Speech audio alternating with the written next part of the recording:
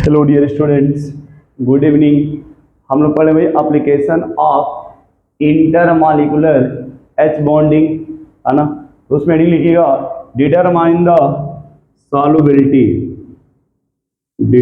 Determine the solubility, determine the solubility.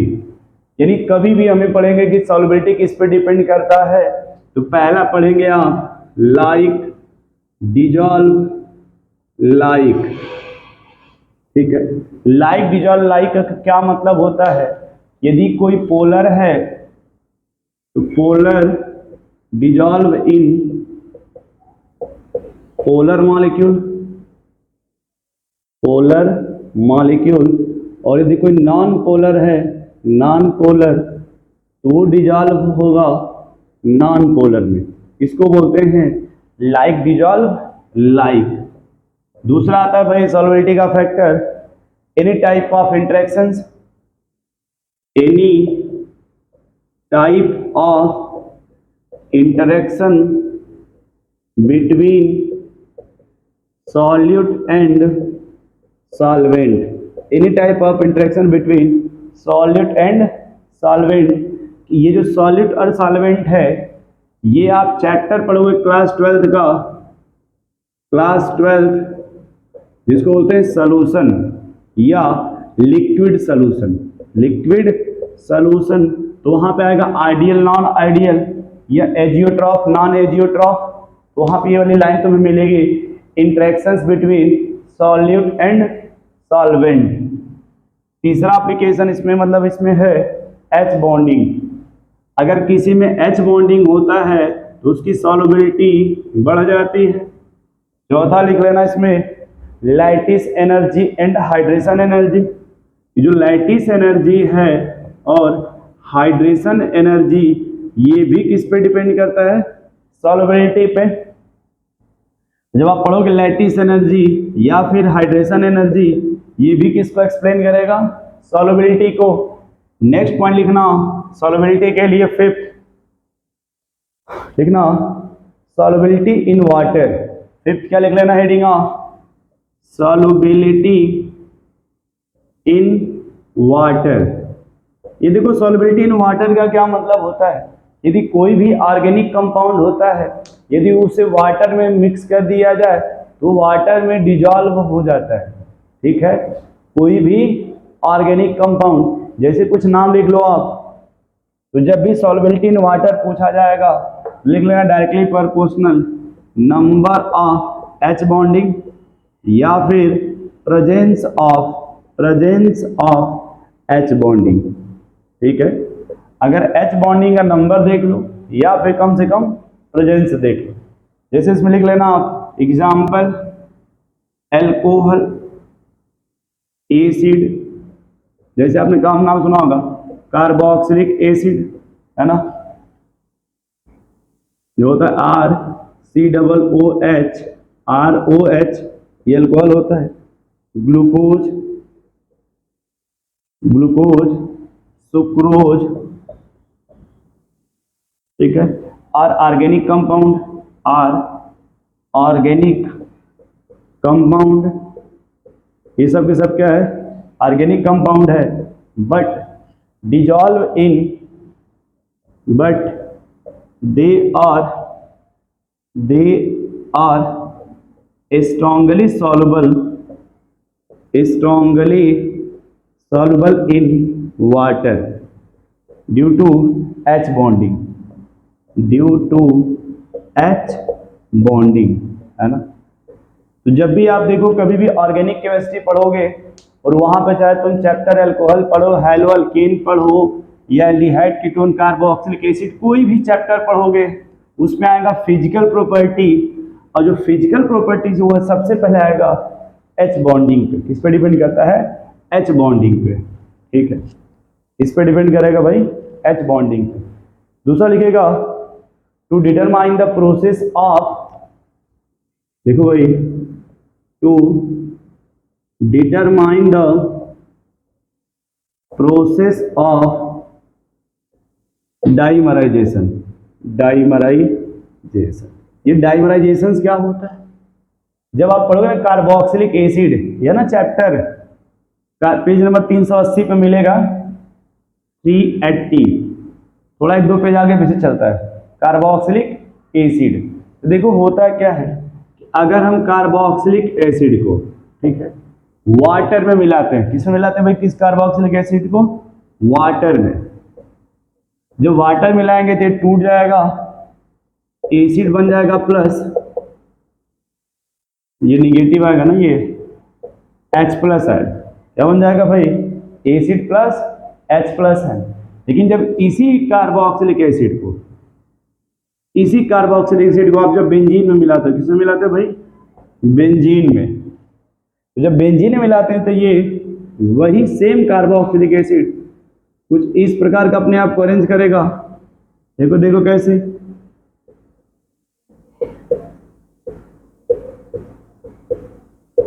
कुछ इस type arrange करता है अपने आप को और ऐसे डाइमर बना लेता है due to presence of H bonding. इसी को डाइमर बोलते हैं। जब कार्बोक्सिलिक एसिड पढ़ूंगा पे डाइमर कब बनता है, जब कार्बोक्सिलिक एसिड को बेंजीन में डिजॉल्व किया जाता है। तो बेंजीन क्या होता है, नॉन पोलर, इसीलिए वो डाइमर बना लेता है। ठीक है, क्या बना लेता है, डाइमर। देखो ये कैसे बन रहा है, ये हो गया, देखो ये है ना, ये ऐसे टूट जाता है इस तरह से।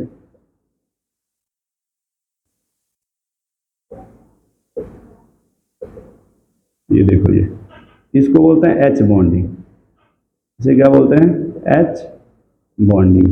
ये भी क्या है, H बॉन्डिंग, ठीक है ना। इसी को डाइमराइजेशन बोलते हैं, इसे क्या बोलते हैं भाई, डाइमराइजेशन। डाइमर का मतलब हो गया दो मॉलिक्यूल जुड़ा एक दूसरे में, इसे क्या बोलते हैं भाई, डाइमराइजेशन। ठीक है, ये सब एक तरह से एप्लीकेशन हो गया इंटरमॉलिक्यूलर H बॉन्डिंग का।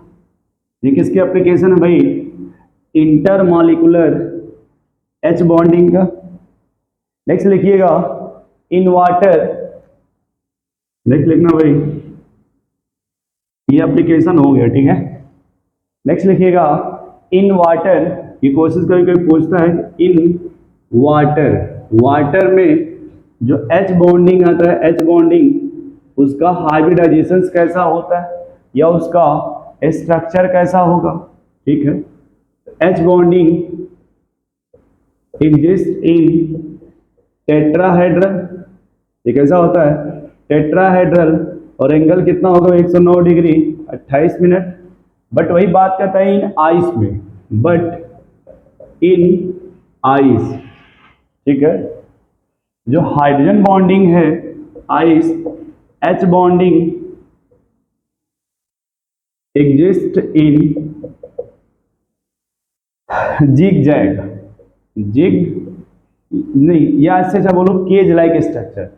जिग जैग से अच्छा बोलना क्या रहेगा, केज लाइक स्ट्रक्चर। केज मतलब होता है पिंजड़ा, ठीक है, केज लाइक स्ट्रक्चर होता है।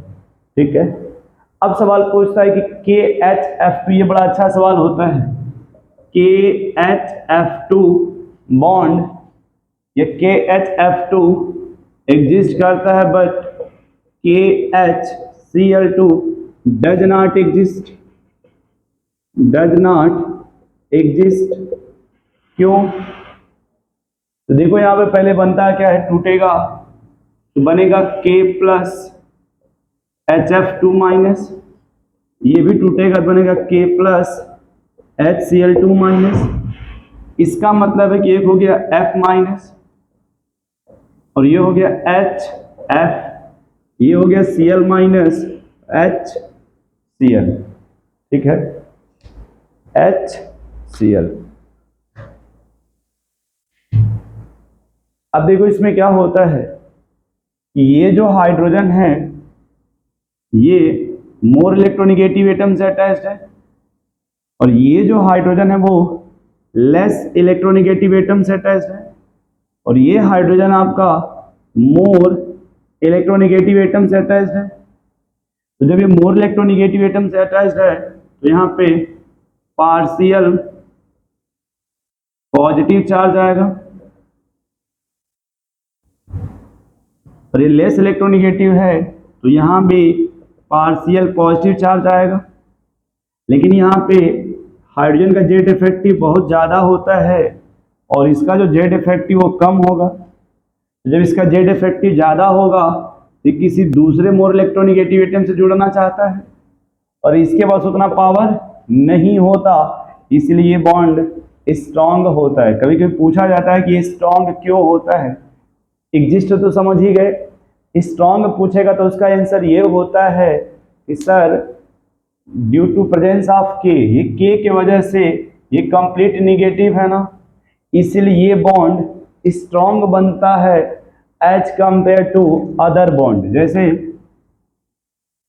अच्छा रुको, पहले ये बात समझ लो, Cl माइनस और HCl ये स्ट्रांग है, ये स्ट्रांग नहीं है।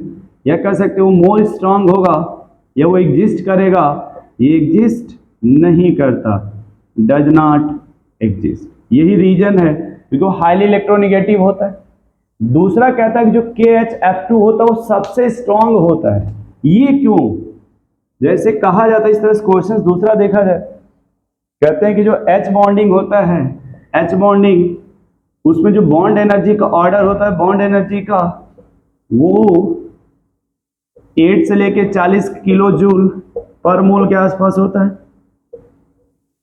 लेकिन जो KHF2 होता है, KHF2 इसमें 169 किलो जूल पर मोल होता है। यही पूछा कि ऐसा क्यों, क्या इतना डिफरेंस होता है? तो इसका आंसर आता है कि जो फ्लोरीन ये निगेटिव है, उसके बगल में K है पोटेशियम, ये पूरा इलेक्ट्रॉन इसको दे देगा और ये हो गया HF मॉलिक्यूल। तो ये निगेटिव होता है, पॉजिटिव होता है, तो यहाँ जो बॉन्ड बना वो कंप्लीट, एक तरह समझा जाए ये कंप्लीट निगेटिव चार्ज है, मोर स्ट्रांग होता है because fluorine have complete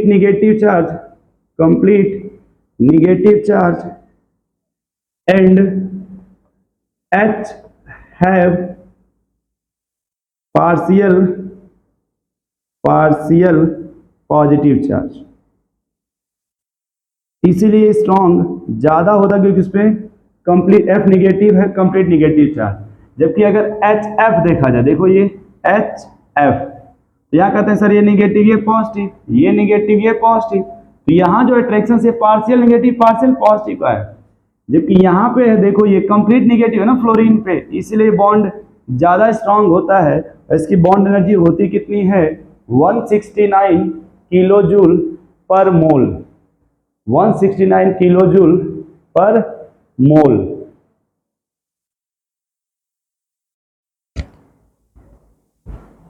hello dear students, good evening. तो हम लोग वही पढ़ते हैं application of intermolecular H bonding. यही लिखिएगा आप लोग, application of intermolecular H bonding. ठीक है, application of intermolecular H bonding. ठीक है, इसमें लिख लीजिएगा पहला, to determine the physical state. पहला एप्लीकेशन लिखिएगा first, to determine the physical state. ठीक है, टू डिटरमाइन द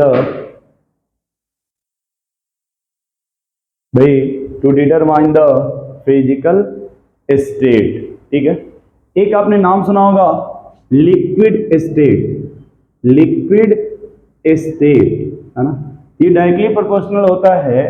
कभी भी कोई अगर हम लिक्विड बोलते हैं ना, लिक्विड, तो डिपेंड करता है प्रेजेंस ऑफ H बॉन्डिंग पे। किस पे डिपेंड करेगा? Presence of H bonding. H bonding का मतलब हुआ हाइड्रोजन बॉन्डिंग। ठीक है, जैसे आपने वाटर का नाम सुना होगा, और दूसरा होता है ना सॉलिड स्टेट। एक होता है सॉलिड स्टेट, ये डायरेक्टली प्रोपोर्शनल होता है नंबर ऑफ एच बॉन्डिंग के। ये किस पे डिपेंड करता है? Number of H bonding. ठीक है, ब्रैकेट ले लेंगे मोर, यानी जितना ज्यादा एच बॉन्डिंग होगा वो किस पे डिपेंड करेगा? सॉलिड स्टेट पे। नेक्स्ट पॉइंट लिखिएगा, इसी के बिहेव पे बोलते हैं वाटर लिक्विड होता है बट H2S गैस होता है। क्यों ऐसा होता है? कि जबकि दोनों सेम ग्रुप के होते हैं तो वाटर में H बॉन्डिंग ज्यादा होता है, H2S में H बॉन्डिंग कम होता है। या फिर कह सकते हैं वाटर में अच्छा H बॉन्डिंग होता है, H2S में H बॉन्डिंग थोड़ा वीक होता है, इसमें स्ट्रॉन्ग H बॉन्डिंग होता है। इसीलिए जो H2O है वो लिक्विड होता है, जो H2S होता है वो गैस होता है। उसी से दूसरा होता है HF। HF आप पे क्या होता है भाई? लिक्विड बट HCl नाम सुना होगा, ये क्या होता है? गैस। HCl क्या होता है? गैस। ये क्यों लिक्विड होता है? क्योंकि इसमें स्ट्रॉन्ग H बॉन्ड बनता है। इसमें क्या बनता है भाई? स्ट्रॉन्ग H बॉन्ड बनता है, इसीलिए जो HF होता है वो लिक्विड होता है और HCl आपका गैस होता है। फिर बोलता है कि जैसे सर दूसरा आपने जो लिखा था ना ये वाला मैटर, इसका क्या मामला लिखिएगा? Glucose, glucose, sucrose, glucose, sucrose and other carbohydrate, other carbohydrate are solid due to more number of H bond, और प्रीवियस नीट में पूछा गया है, प्रीवियस ईयर क्वेश्चंस में पूछा गया है कि H बॉन्डिंग किस में पाया जाता है? H बॉन्डिंग किस में पाया जाता है? सुक्रोज में। उन्होंने सिर्फ यही पूछ दिया था कि किस में पाया जाता है, तो किस में होता है? सुक्रोज में। जबकि जो लिखा ना application of intermolecular H bonding, अगर जिसमें सिर्फ पाया जाएगा तो क्या होता है? लिक्विड स्टेट, और जिसमें ज्यादा नंबर पाया जाएगा वो सॉलिड स्टेट होता है। ठीक, अब देखिए अगर थोड़े से बात करते हैं वाटर का, ये कुछ वी शेप होता है, ऐसे वाटर ऐसे वी शेप होता है और ये दो लोन पेयर होता है। ये किसी दूसरे एटम के निगेटिव पार्ट से जुड़ता है, ये H बॉन्ड बनाता है। ये जो निगेटिव है दूसरे वाटर के पॉजिटिव पार्ट से जुड़ता है, ऐसे ये H बॉन्ड बनाता है। ये दूसरे वाटर के निगेटिव पार्ट से जुड़ के ऐसे H बॉन्ड बनाता है, और ये दूसरे वाटर के पॉजिटिव पार्ट से जुड़ करके H बॉन्ड बनाता है। तो जो हाइड्रोजन में सॉरी वाटर में 4 H बॉन्ड बनते हैं, कितने? 4 H बॉन्ड। वो 4 H बॉन्ड कौन कौन? 1 2 3 4। एक जो ये वाटर का मॉलिक्यूल होता है वो देखो 4 हाइड्रोजन बॉन्ड बनाता है। यही कंडीशन जब सल्फर में लगाते हैं इसे, तो सल्फर में देखो क्या होता है, ये भी वैसे ही बना लेगा 4। अब डिफरेंस ये होता है कि जो ऑक्सीजन की इलेक्ट्रोनेगेटिविटी 3.5 होती है और इसकी इलेक्ट्रोनेगेटिविटी 2.5 के आसपास होती है, इसीलिए ये उतना अच्छा बॉन्ड नहीं बनाता। और ये अच्छा बॉन्ड बनाता है, इसलिए जो वाटर होता है वो लिक्विड होता है और ये उतना अच्छा बॉन्ड नहीं बनता, इसीलिए गैस होता है। एक और आप देखेंगे आगे चल करके आपको मिलेगा अल्कोहल। जो अल्कोहल होता है वो लिक्विड होता है। अल्कोहल क्या होता है? लिक्विड। जबकि अगर बात करें ईथर का, ये गैस की तरह बिहेव करता है। अल्कोहल क्यों लिक्विड की तरह होता है? क्योंकि दूसरे अल्कोहल के मॉलिक्यूल से H बॉन्ड अच्छा बनाता है। जबकि ईथर की बात करेंगे, ईथर का इसमें देखा जाता है ये मोर इलेक्ट्रोनेगेटिव है, ये उतना अच्छा H बॉन्ड नहीं बनाता है, इसलिए ईथर को गैस मानते। क्या बिहेव करता, किसकी तरह बिहेव करता है? गैस की तरह, जबकि अल्कोहल आपका लिक्विड की तरह बिहेव करता है। इसीलिए आपने कभी भी देखा होगा कि जब भी अल्कोहल में अगर वाटर मिलाते हैं तो वो डिजॉल्व हो जाता है। क्यों डिजॉल्व होता है? क्योंकि जो अल्कोहल और वाटर में H बॉन्डिंग बनता है, तो due to H bonding soluble होता है। ठीक है, इसको नोट कर लीजिए आप। नेक्स्ट पॉइंट लिख लीजिएगा दूसरा, टू डिटरमाइन द वोलेटिलिटी, कि अगर किसी में इंटरमॉलिक्यूलर H बॉन्डिंग होगा, ठीक है, समझिएगा इंटरमॉलिक्यूलर H बॉन्डिंग क्या होता है, वोलेटाइल क्या होता है। ठीक है, दूसरा एप्लीकेशन होता है वोलेटाइल के लिए। दूसरा लिखिएगा वोलेटाइल नेचर। वोलेटाइल नेचर कहते हैं कि जो इंटरमॉलिक्यूलर H बॉन्डिंग इसके इनवर्सली प्रोपोर्शनल होगा। इंटर मॉलिक्यूलर H बॉन्ड क्या होगा? ये इनवर्सली प्रोपोर्शनल होगा। ठीक है, क्यों इनवर्सली प्रोपोर्शनल होगा? देखिए, क्योंकि यहाँ पे ये जो वोलेटाइल नेचर है वो किसके इनवर्सली प्रोपोर्शनल है? इंटरमॉलिक्यूलर की। क्यों? क्योंकि देखिए, जब भी अगर ये HF मॉलिक्यूल, क्या है HF, तो ये जब इंटरमॉलिक्यूलर H बॉन्ड बनेगा तो दूसरा HF मॉलिक्यूल होगा, इनके बीच में बॉन्ड बनता है। तो जब दो के बीच में बॉन्ड बनेगा, ये दो मॉलिक्यूल हो गए ना, इसीलिए ये जल्दी वोलेटाइल नहीं होते। और अगर कोई मान लो मॉलिक्यूल एक ही है और उसमें H बॉन्डिंग बन रहा है, ऐसे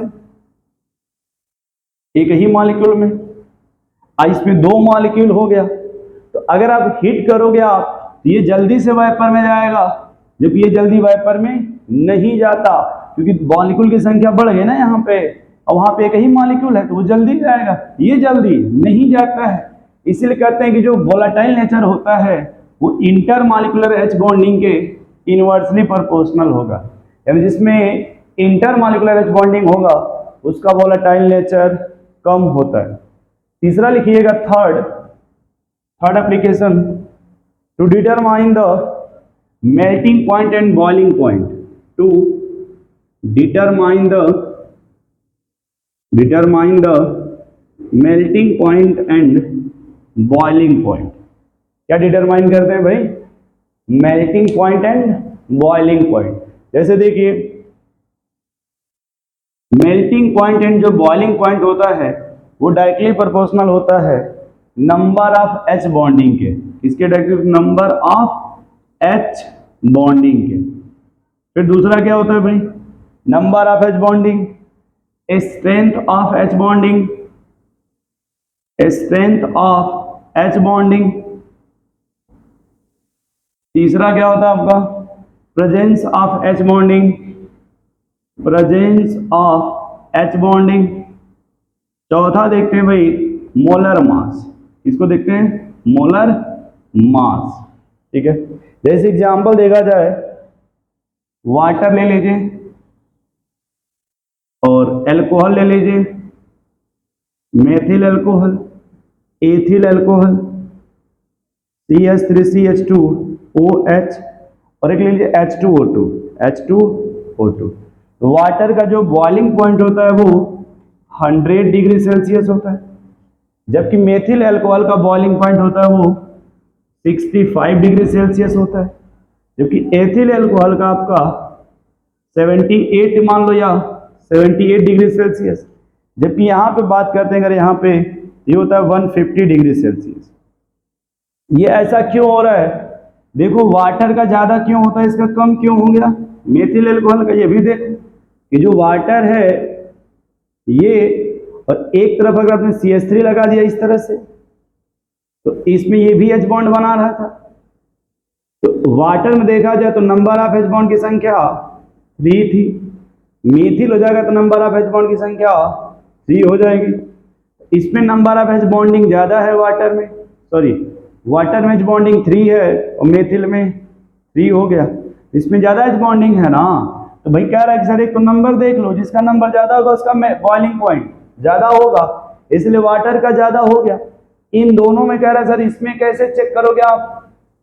तो मेथिल ये हो गया और एथिल हो गया CH3CH2। ये ऐसे देख लो आप, तो इसमें भी 3 H बॉन्ड बनेगा, इधर से भी। ये और ये देखोगे मोलर मास देखेंगे, इसका मोलर मास ज्यादा, इसका मोलर मास कम है, तो ये भी तो एक है ना इसमें प्रोपोर्शनलिटी, मोलर मास। अब वाटर है, देखो इसमें देखो वाटर का मोलर मास 18 मतलब होता है, टोटल 18 हो जाएगा, जबकि यहाँ पे आप देखोगे 20 हो जाएगा, सॉरी मास है ना ये 16-18, ठीक। तो अब इसका ज्यादा हो गया इसमें, इसलिए इसका सबसे ज्यादा होता है। क्यों वाटर से ज्यादा इसका क्यों होता है? क्योंकि इसमें मोलर मास ज्यादा है, इसमें H बॉन्ड ज्यादा मिलेगा, उसमें H बॉन्ड कम मिलेगा, इसलिए इसका सबसे ज्यादा हो गया। इन दोनों में मोलर मास का फैक्टर होता है। एक और देख लो, एक जैसे आपने देखा होगा ग्लिसरॉल, या वाटर ही ले लो, वाटर इसे ग्लाइकोल बोलते हैं, क्या बोलते हैं इसको? ग्लाइकोल। और एक होता है ग्लिसरॉल, CH2OH, CHOH और CH2OH। अब देखो इसमें वाटर कितना है, सिर्फ एक है ना ये, इसका कितना होता है 100 डिग्री सेल्सियस। अब देखो इसमें 2 OH आ गया, क्या नंबर बढ़ गया क्या? बोलो भाई, ये कितना हो जाएगा 184 डिग्री सेल्सियस। इसमें देखो 3 आ गया, क्या ग्लिसरीन में? बोलो भाई, यहाँ कितना हो जाएगा फिर 290 डिग्री सेल्सियस। ये यहाँ पे इतना इसलिए पढ़ाया जा रहा है क्योंकि जब भी आप पढ़ोगे अल्कोहल जा करके तो उस चैप्टर को थोड़ा कम पढ़ाना पड़ेगा, क्योंकि उसका अधिकतर फिजिकल प्रॉपर्टी यहाँ बता रहे हैं। देखो यहाँ पे नोट कर लो इसको, फिर यही चीज एक और बार देखो, ये यूज करेंगे पी ब्लॉक में, बट खैर इतना पहले नोट करो आप, इतना पहले नोट करो आप।